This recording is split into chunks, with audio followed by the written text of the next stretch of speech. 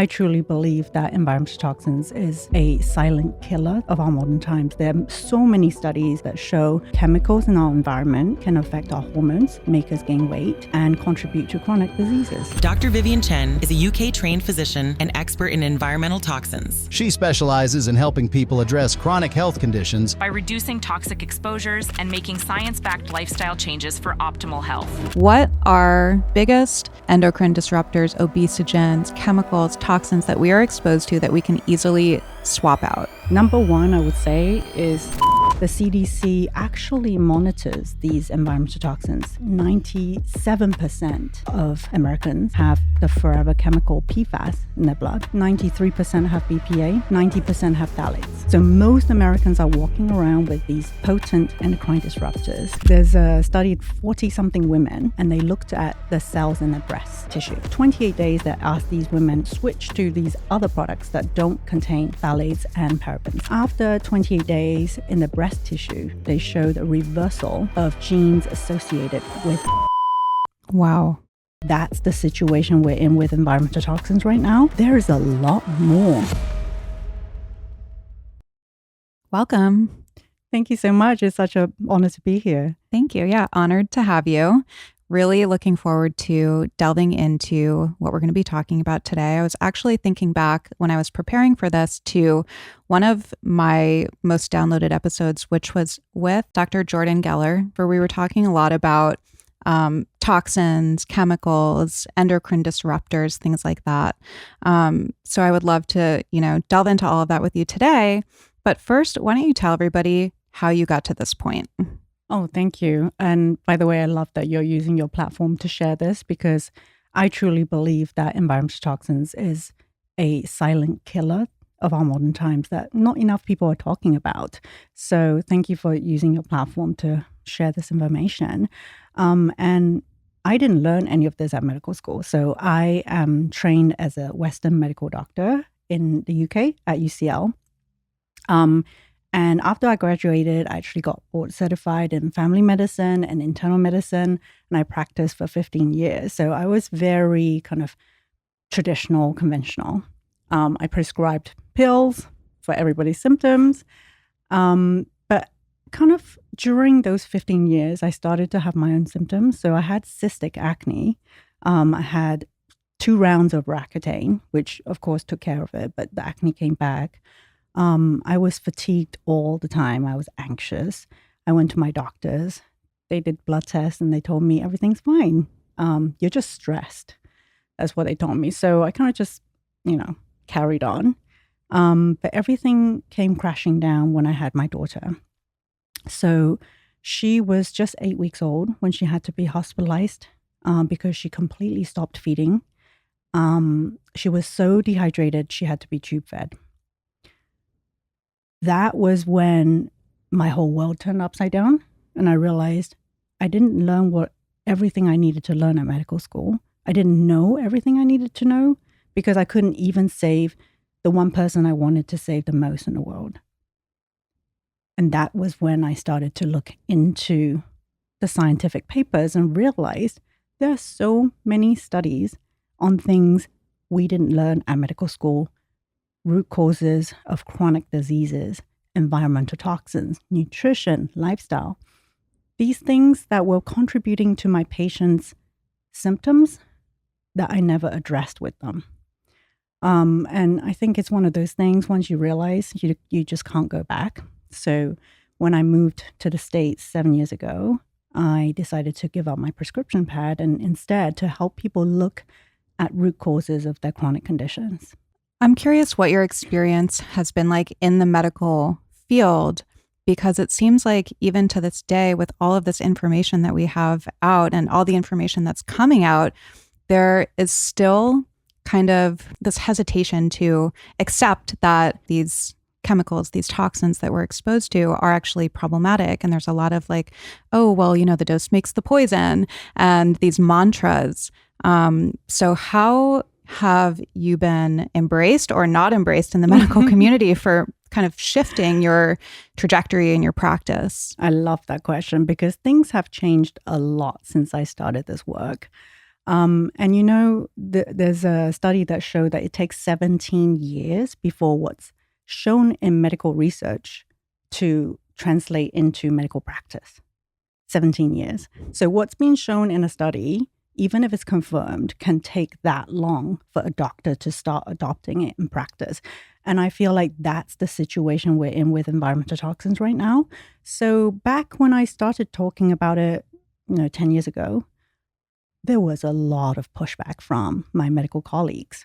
They were calling me quacks and things like that. So I had to show them the actual papers. And I feel like that's kind of my,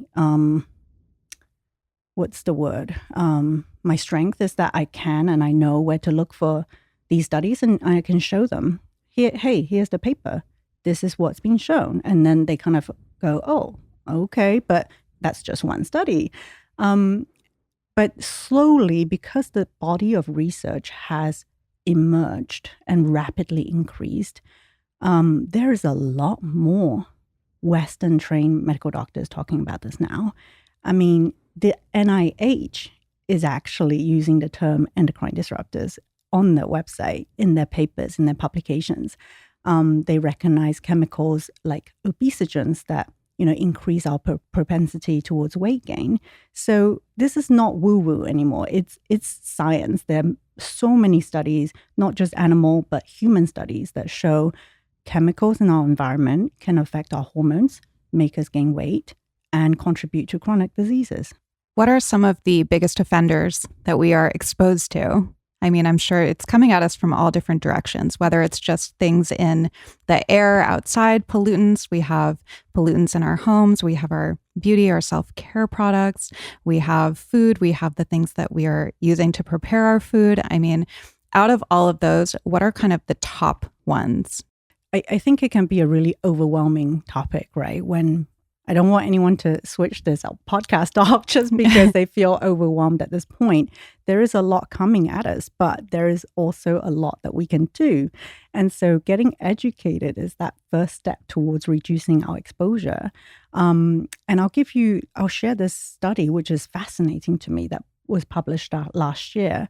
So they looked at 40-something women, and they looked at the cells in their breast tissue.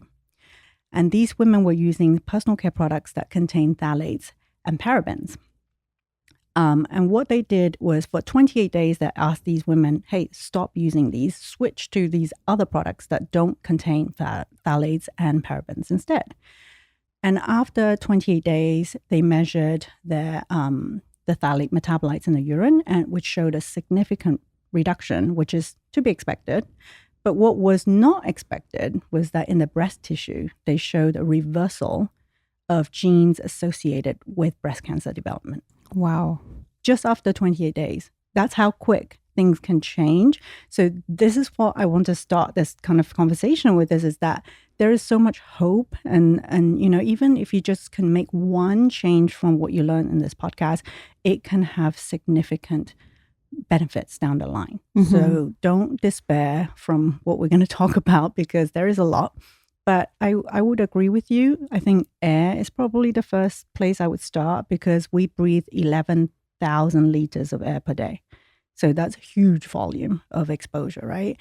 And then, thinking about what's the next thing we're most exposed to is going to be food and water.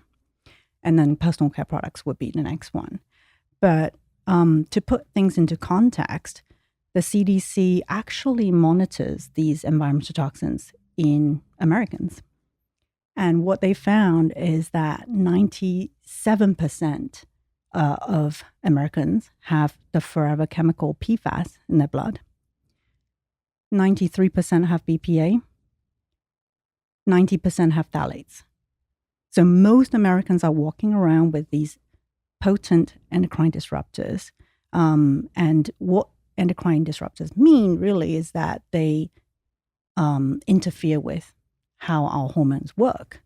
And, for those who are not familiar with hormones basically are messengers in our bodies that tell our cells what to do. So if you think about blood sugar, that's governed by a hormone, insulin. Fertility, even our hair, our skin, our mood. All of those things are governed by hormones. So when we disrupt our hormones, there can be so many downstream effects. When you were experiencing the symptoms that you had, did you make out some swaps that ended up having a big impact on your health? Yes. So I would say personal care products is big and quite noticeable, but also food, because I had leaky gut. I didn't know I had it. I mean, back in those days, if I told my doctor I had leaky gut, they would roll their eyes at me. They didn't believe me. But gut healing was a huge part of healing my skin and getting my energy back.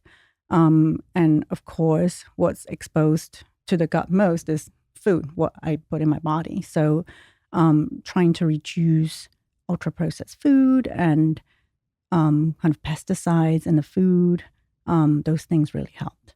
BPA, that's microplastics, right? Or plastics, parabens, and phthalates. What is the purpose of those in products, and how do those show up? BPA is actually one of, I think, around 100 chemicals called bisphenols, and they are basically used to harden plastic.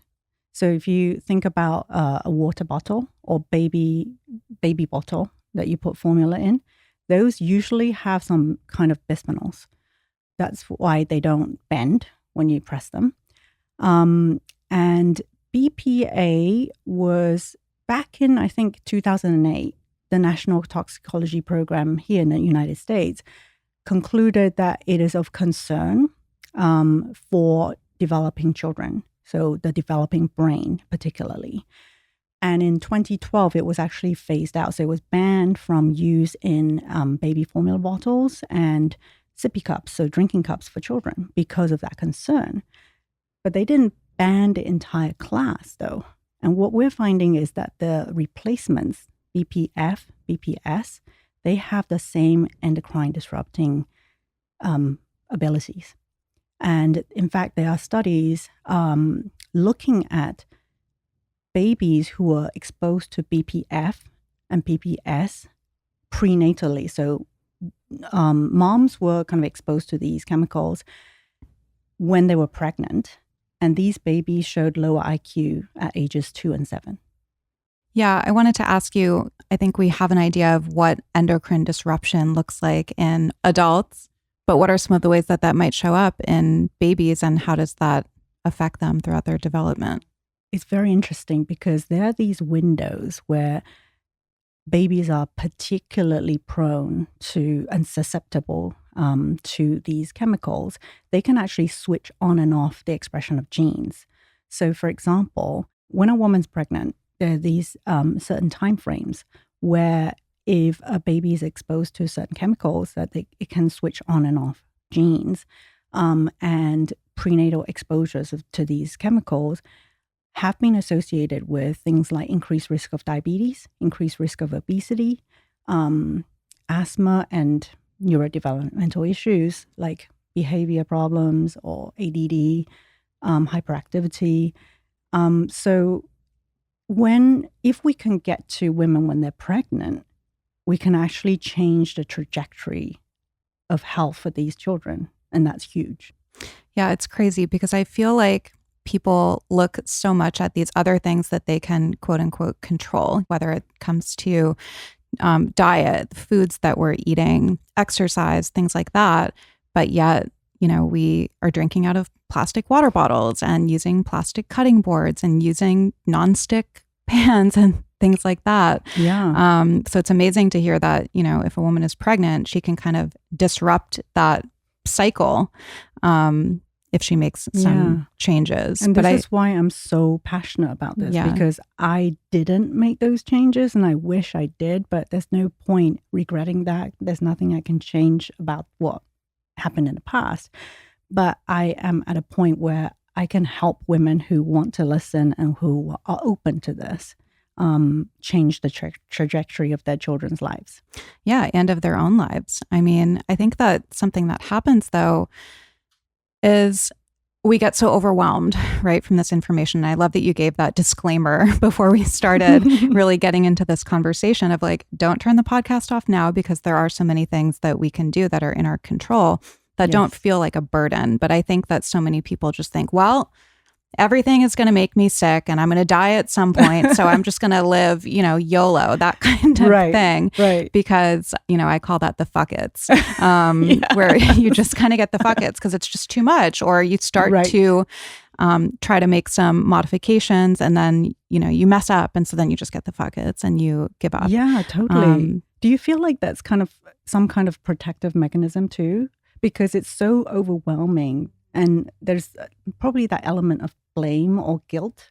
And so it's kind of like, I'm just going to block this off. It's easier for me to block it off and not listen to you. Yeah. I feel like that may be driving a lot of this.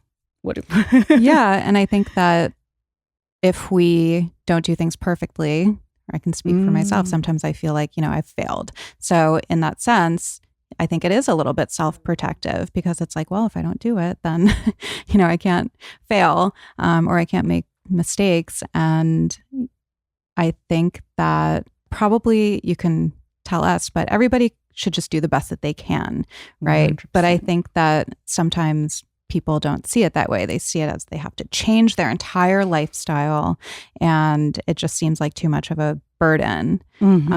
So they just, don't want to do anything. 100%. And I think that's the way to go. I feel like little changes are the way forward because once you've made those little changes and you feel better, that's kind of your reward to go on and make more changes.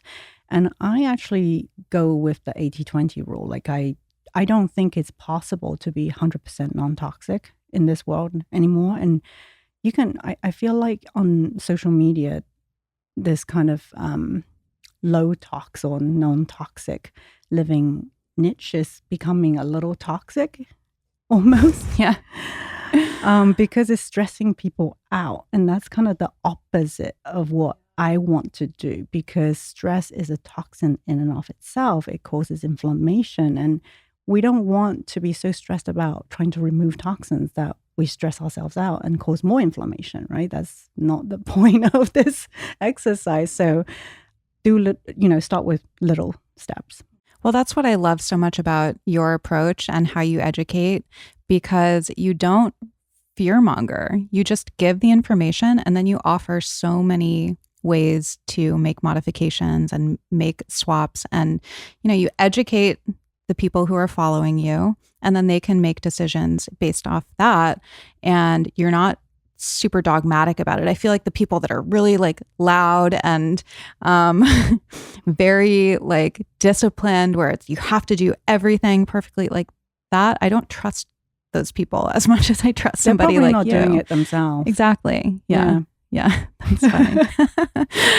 Okay, so I want to go back to maybe we can talk about some things that we can swap out. But the other major categories that you said, phthalates and parabens, where are those most often found? So phthalates, think of anything that's scented. So fragrance products. Shoot. Sorry. I know how you love your products. Because phthalates help scent stick to products. So if you wash your hair and your hair still smells like your shampoo at 4 p.m. and you shampooed in the morning, that's probably phthalates helping it stick. The good news about phthalates, though, is that it comes out of our bodies very quickly. So if you stopped using products with phthalates, your body levels of phthalates will drop to zero very quickly. So that's so that's why I encourage everybody to kind of make small changes where you can, because you can bring that level down very quickly. And the other place where phthalates are found, again, is plastics. We talked about that with BPA. Well, plastic is actually made up of, I think, something like 10,000 different chemicals.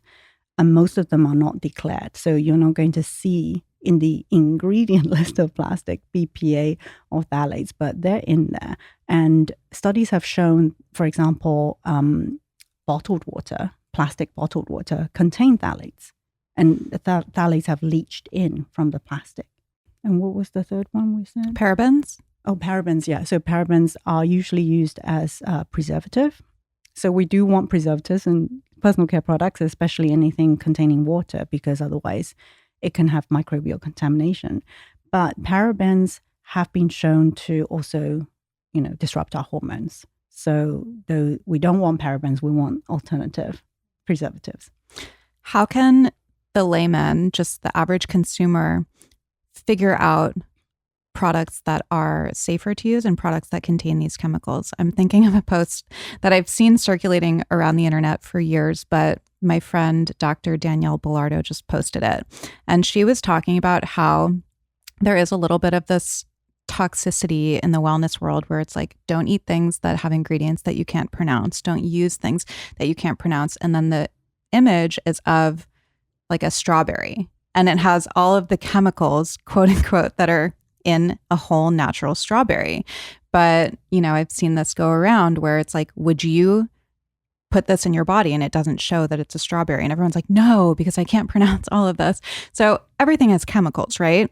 But how can people determine which chemicals are okay and which to avoid? Yeah, I love that, because not every chemical is toxic. Water is a chemical. And I think that's where the nuance is so important. And that's why taking a science-based approach is so important. I can't pronounce some of the chemicals. That doesn't mean that it's bad for you. I don't really know where that came from, but I think that there is no sense in that statement.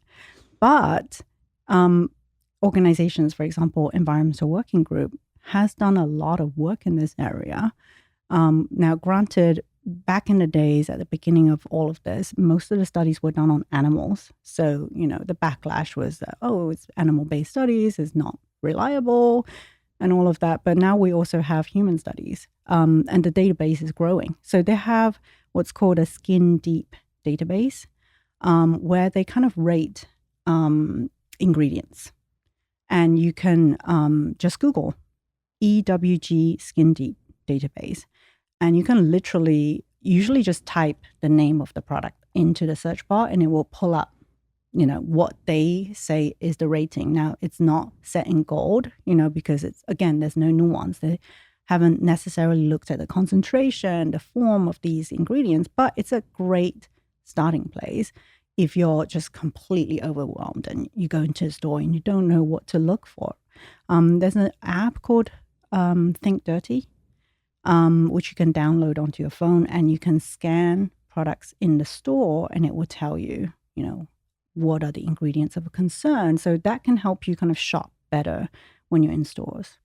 You mentioned obesogens earlier, and I heard you talking about this on another podcast. I thought it was fascinating. So I would love to dive into that a little bit here. We know of things like carcinogens, right? But what exactly are obesogens and where are they found? Yeah, it's a relatively new term, but is now recognized by the NIH as a group of chemicals that can disrupt our metabolic health and therefore increase our propensity towards weight gain. And so, again, we're going back to things like BPA, phthalates, PFAS, and these chemicals are actually listed on the NIH's website. So cigarette smoke is a big one as well. And I feel like most people probably know that already. But what they maybe don't know is things like forever chemicals from their nonstick cookware. And this whole kind of research came from a really huge study that looked at something like 30,000 people, and they followed them over 20-something years. And they found that adjusted for exercise and diet, people nowadays are 2.3 BMI points heavier than they were 20 years ago. So it's not exercise, it's not diet, what they're eating. Something else is making them heavier. So that's, I think, equivalent to about 10% heavier. I heard you say that animals are as well, right? Correct. Yes. That's even crazy. Animals in the wild, not just pets. So there is something in the environment that's making us more likely to gain weight. And so that's when a professor down at USC coined the term obesogen to describe chemicals that animals and humans are exposed to every day that are increasing our propensity towards weight gain. So what do we do about those if animals are also getting heavier? It's something in the environment that we can't necessarily swap out, right? Like we can swap out our nonstick cookware and our plastic water bottles, but how do we manage that toxic load that we're getting exposed to? Is that more like detox practices? Right. Yeah. I feel like that's a really important kind of other side of the coin to this conversation, right? Because rather than just getting so overwhelmed and feeling stressed about trying to avoid everything, remember you have natural detoxification organs, right? So our gut, our liver, our kidneys, they're all helping to eliminate these toxins we're exposed to. That's why we're not dead, basically, right? Because we encounter these toxins and most of them are actually leaving our bodies, but we all have different detox capabilities. And so if you are, if your diet is poor in nutrients that support detoxification, if your lifestyle doesn't support detoxification, then your detox capabilities are reduced and now you're more susceptible to these toxins. And that's maybe why children are more susceptible as well, because their detox organs are not as mature as ours. And so, but here again, there's so many things you can do, right? And I really highly don't recommend these detoxes that people, don't listen to this and say, okay, I'm going to go and buy a detox now or a cleanse, because the way detox works in our bodies is that these organs have to work together to push out the toxins. And these cleanses or supplements, they often only target the liver, right? So they're pushing the liver really, really hard. And we know the liver, does phase 1 and 2 detoxification to break down toxins for us. But a really important place to start is the gut. Because once the liver has broken down these toxins, now they have to leave our bodies. And usually it's through the gut or the kidneys. Now, if your gut health is not optimized, you're not eliminating these toxins. So no matter how hard you push your liver, you're not going to detox.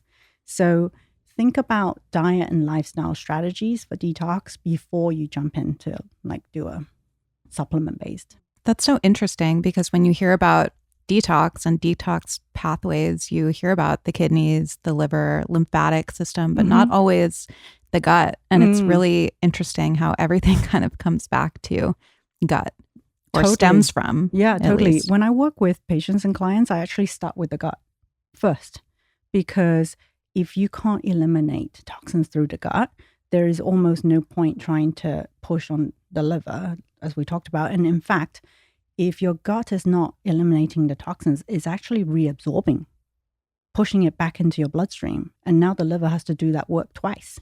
So if you work on your gut first, you're actually reducing the amount of work you have to do in terms of detoxification.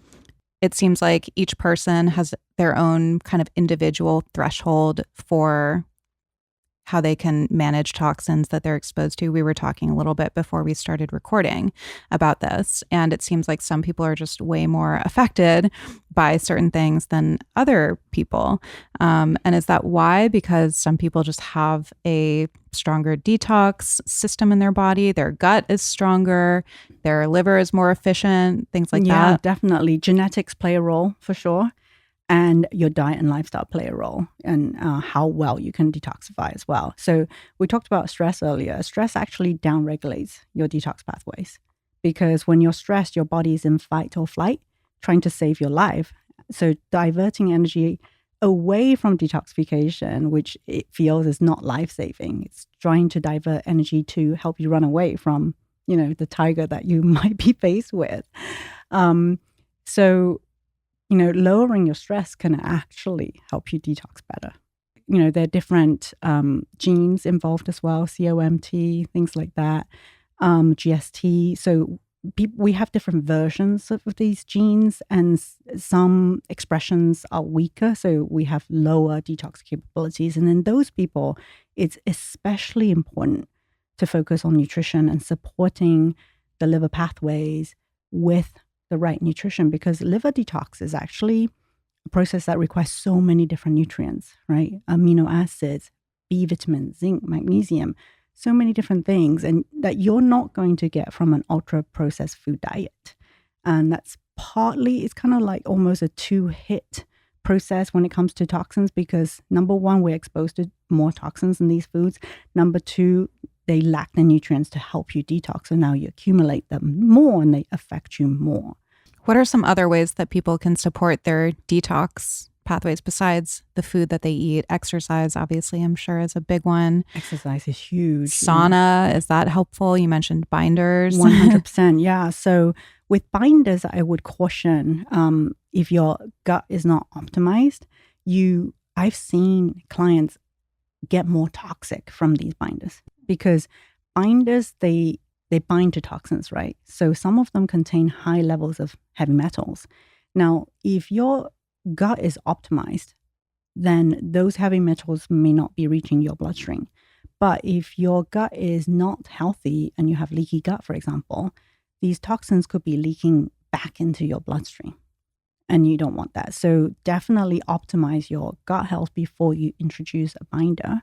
But exercise is huge. Exercise has been shown to boost the levels of glutathione. So that's the master antioxidant in our bodies, right? So they mop up the different toxins that's circulating in our bodies. So exercise can boost that. And exercise also make us sweat. And so we know that in sweat, we can excrete BPA, heavy metals. So that's another way to detox. And sauna, I'm a huge fan of as well. And what about the forever chemicals? I mean, how are they different from the things that we can detox? They just live in your tissue? We don't know at this moment, honestly, because of, the name forever chemicals suggests that they just don't break down. Now, can they come out of our bodies? Probably, but we just don't know. They're so new kind of on the scenes of toxins that I don't think anyone specifically studied. We know that it comes out in poop, but we don't know exactly how they come out of our bodies and how much they actually accumulate. Ashley, you're going to hate this, but I won't tell my story, but I think this will be really fascinating both for me and for the listener. So we were talking a little bit before we recorded as well about Botox, and you brought me the Lume box, the red light, which is amazing. I can't wait to use it. But you actually wrote your thesis, is that correct, on Botox? So can you tell us about that? Because I'm sure everybody listening. At UCL, I actually did an undergrad in neuroscience, and that's kind of what my paper was on botulinum toxin. And we know there are medical uses for it, right? Now it's being used for migraines, for example, and it can be very, very helpful. But, I wrote about the downsides. And if I was using it, if there was a better option to get me the same results, I wouldn't be putting that into my body, right? I understand if somebody is suffering and they really need Botox to help with their symptoms for medical indications, absolutely. But how many people are kind of willingly getting it injected in their bodies, right? The tox part of Botox is toxin. It's a toxin. And this toxin acts by paralyzing your muscle. And when I kind of learned about it, you have to be very careful, because if it gets into your bloodstream and it becomes systemic, it's affecting a lot of other nerve endings as well. It's not just doesn't just stay in your skin. And so, if you have a great detox capability, you're probably breaking it down fine. And most people probably have no issues, but there will be people who are affected by it systemically. Yeah, we were kind of talking about where does it go? How does it get broken down? And I guess maybe this would relate to what we were just talking about, how some people have different thresholds. And for me, who knows? I mean, it seemed to go systemic. I had all of the symptoms that they list on, the box and in commercials and everything.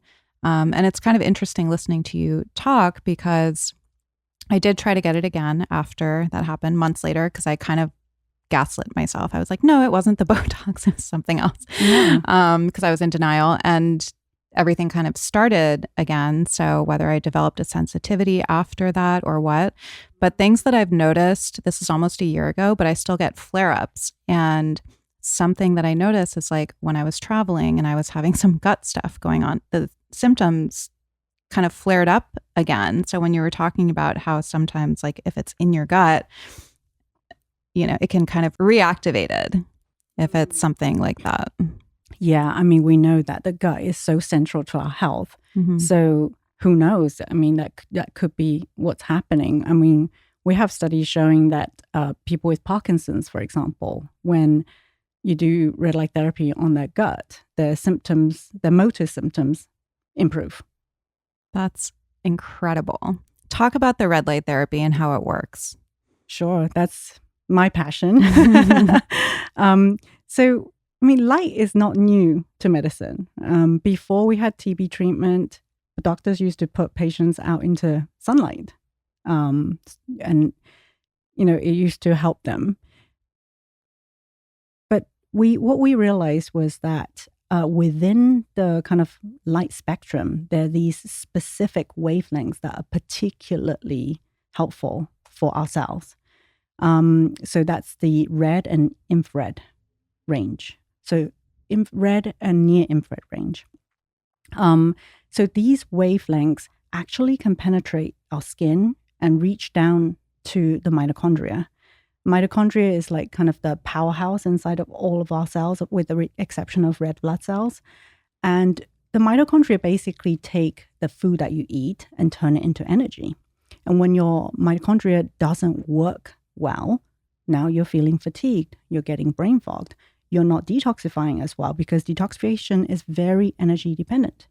Almost all cellular processes are reliant on energy from the mitochondria. It's called ATP. Now, the toxins that we just talked about, they can impede our mitochondria. They're huge suppressors. They damage our mitochondria. And we've seen studies that show that phthalates, for example, can reduce the amount of ATP that a mitochondria can produce. So that may be one way these endocrine disruptors are working to impact our health, is through our mitochondria. That's why I'm so passionate about it, because I feel like that's kind of like the root of all root causes. And if we can get to that, then that's why red light therapy sounds like a snake oil, because, you know, you're going to see studies on it helping with skin, with wrinkles, with collagen production. You're going to see studies showing that it can help with wound healing. Now we have studies just last year from where I went to university, UCL, showing that it can help improve blood sugar as well. Because when you can help that mitochondria work better by stimulating it with red light, now you have more energy in the cell, and that cell can do its job better. So how do we use red light? I mean, because it sounds like it has so many benefits, but it also sounds like we would have to walk into, you know, a booth that's filled with red light. So how do we use it as like a targeted treatment? How you use it kind of depends on what your goal is. Because if it's just for your skin, which is on the outside, you can have a light, you know, from a distance shine at your skin and it will help your skin. And usually the red near infrared range is what has been shown to help with wrinkles, fine lines, and boost collagen. But if you actually want this light to penetrate into your tissue, let's say you have a sore joint, you have pain, you want to help reduce inflammation in the joint. Now you want that light much closer to you, because light that's far away from you scatters, right? Doesn't penetrate as well as light that's closer to you. And also now you want to kind of preferentially go towards the near infrared range, because that's the wavelength that's been shown to penetrate tissue much better. So my favorite two wavelengths are red, near infrared, because they basically combine kind of all functions. And that's why I put those two wavelengths into the Loom box. And I made it extra powerful because I know that the more powerful it is, the more irradiance the better it can penetrate. So that's why a lot of people who've used red light therapy before, when they use Lumebox, they say, how come this thing just works so much better? And it's because of that irradiance. Amazing. Well, I'm going to be using mine tonight. Let me know. I definitely will. This is so fascinating. I know we're kind of jumping around a little bit here, but I'm sure the listeners are thinking this. What are some of the biggest takeaways? Like if you had to say, switch these things out, and you have all of this information on your page too, so everybody go follow her. But thank you. Just for the sake of this podcast, like biggest endocrine disruptors, obesogens, chemicals, toxins that we are exposed to that we can easily swap out. Number one, I would say is, and I'm sorry, fragrance products. I'm talking about air fresheners, things like that. I mean, I just took 2 Uber rides this morning, and my throat is itchy from the fragrance that they put into the cars, because my body's not used to it now. That it just reacts when I encounter it. But think about if you're kind of on a daily basis dealing with that. I mean, your body's almost kind of subdued into just acceptance, right? And it's not until you remove it that you realize, gosh, what was it doing to me? But like I said earlier, fragrance products are a huge source of phthalates. So when they tested 170 products, they bought 170 products in a store in New York, tested it, and fragrance products, 100% of them had phthalates. And this is skincare. I think most care. of them are actually skincare. Mm-hmm. Yeah. So, yeah, that study didn't look at air fresheners. Okay. So, yeah, personal care products. Try to, if you like scents, essential oils are probably better. And then particularly products that you leave on your skin. So in that study, they found that products that were washed off, they contained less phthalates. So if your body lotion, for example, you want to make sure that doesn't contain the phthalates. Okay. So that's number one. Mm-hmm. And then number 2 is damp dust. People don't know this, but dust can actually carry so many of these endocrine disrupting chemicals. So studies have found that dust can contain BPA, phthalates, PFAS. And when you're kind of just walking around, you're kicking up that dust and breathing it right in. And that's kind of like a really easy route of entry for these chemicals. So if you just wet a rag and wipe the surfaces, don't dust with the dusters because you're just moving it around. You actually want to pick up the dust and remove it. That can actually really help. And then if you can afford it, invest in a high quality air purifier. Amazing. Well, thank you so much for coming on. Thank you so much fascinating. for having And like me. I said, everybody listening, go follow her because your page is so informative without being scary. People aren't going to walk away being anxious. So tell everybody where they can find you. Thank you. So my Instagram handle is at plateful.health. So that's plateful.health. I also have a website with a lot of information. So that's www.platefulhealth.com. Thank you so much. Thank you.